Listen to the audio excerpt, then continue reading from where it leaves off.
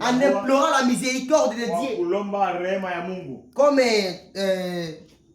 qui allais-je dire, comme il avait dit lui-même, c'est lui qui est dans ma voie, qui ne se détourne pas de moi, tout ce qu'il demanderait à mon nom.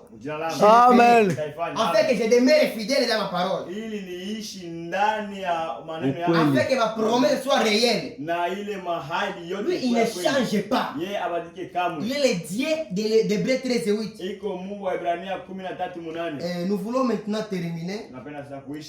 Je ne voulais pas qu'on puisse se parler beaucoup. Amen. Mais le peu que je voulais vous parler, je vous en prie de garder aussi de les mettre en pratique en disant, en faisant la désobéissance, le fait de ne pas obéir la parole de Dieu, il y a des conséquences, il y a des résultats sur ça. Ceux qui n'obéissent pas la parole de Dieu, ils trouveront dans leur maison, bien sûr qu'ils peuvent être des riches, ils s'enrichissent, mais il manque la paix. Ils sont toujours dans les malades. C'est taillé toujours des problèmes. Malgré qu'ils ont l'argent. Malgré qu'ils ont les moyens.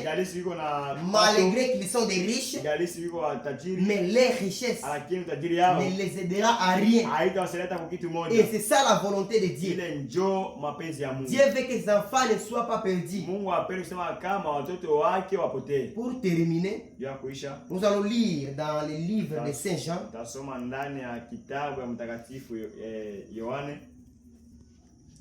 Jean chapitre 3 verset 16. À cause de tous, verset 16.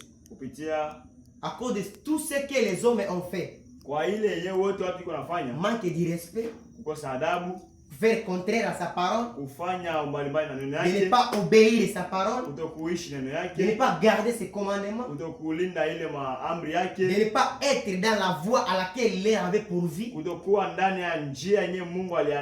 à cause de leur méchanceté, à cause de leur voie mauvaise.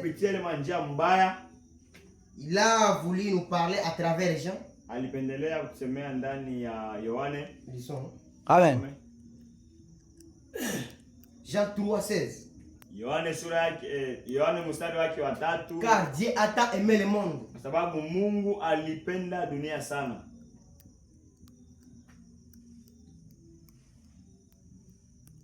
Jean 3:16.